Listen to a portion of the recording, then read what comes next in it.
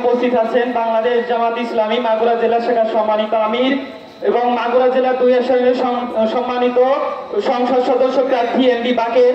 উপস্থিত আছেন শহীদ কাফেলা বাংলাদেশ ইসলামী ছাত্র শিবির মাগুরা জেলা শাখার সম্মানিত সভাপতি আমাদের প্রিয় দায়িত্বশীল আমিনুদ্দিন আশিক এবং উপস্থিত আমার সামনে তৌহিদি জনতা, সকলের প্রতি আমার সালাম। আসসালামু আলাইকুম ওয়া রাহমাতুল্লাহ। শুরুতে মহান আল্লাহ রাব্বুল আলামিনের দরবারে শুকরিয়া আদায় করি, যিনি আমাদেরকে এই যুব সমাজদের নিয়ে একটি যুব সমাবেশ করার সুযোগ করে দিয়েছেন। এই জন্য মহান রব্বে কারিমের দরবারে শুকরিয়া স্বরূপ করি আলহামদুলিল্লাহ। সালাতু সালাম পাঠ করি মানবতার মহান শিক্ষক সাইয়্যিদুল মুরসালিন রাহমাতুল লিল আলামিন, যার আদর্শকে আমরা ধারণ করি, যার আদর্শকে লালন করি, যার আদর্শ বাস্তবায়ন করার জন্য এই শহীদ কাফেলায় নাম লিখিয়েছি, সেই মহান নেতার প্রতি দুরূদ ও সালাম পাঠ করি সকলে সাল্লাল্লাহু আলাইহি সাল্লাম।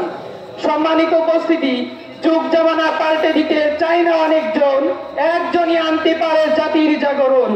একজনই বিপদকালে বাঁচাই কাফেলা। এই যুব সমাজকে বলতে চাই, এখন সময় এসেছে আমাদেরকে জেগে উঠতে হবে। এই সময়টাকে আমাদের কাজে লাগাইতে হবে। হযরত ওমর রাদিয়াল্লাহু তাআলা যখন ইসলাম ধর্ম গ্রহণ করেছিলেন, তখন নারায়ে তাকবীর স্লোগান দিয়ে ইসলাম প্রচার শুরু করেছিল।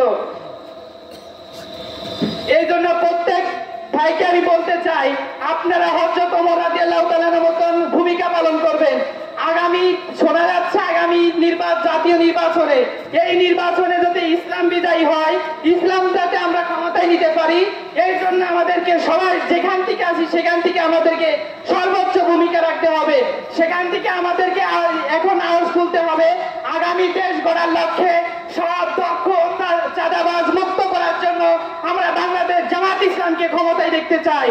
এই বাংলাদেশ জামাত ইসলাম ইসলামী ছাত্র শিবির ছাড়া বাংলাদেশে অন্যায়, জুলুম, নির্যাতন এবং চাঁদাবাজ মুক্ত করা যাবে না।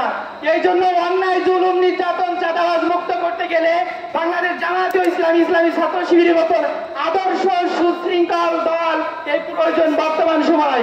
এই জন্য আমাদের দিকে জাতি তাকিয়ে আছে। এই সময়টাকে আমাদের কাজে লাগাইতে হবে।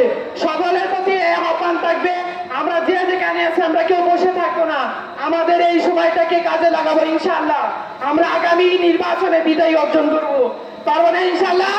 ইনশাআল্লাহ আমরাই জয় লাভ করবো, এই আশা ব্যক্ত রেখে সকলের প্রতি আমার দোয়া আছে, সকলের প্রতি আমার সালাম রেখে আমি বিদায় নিচ্ছি। আসসালামু আলাইকুম ওয়া রাহমাতুল্লাহ।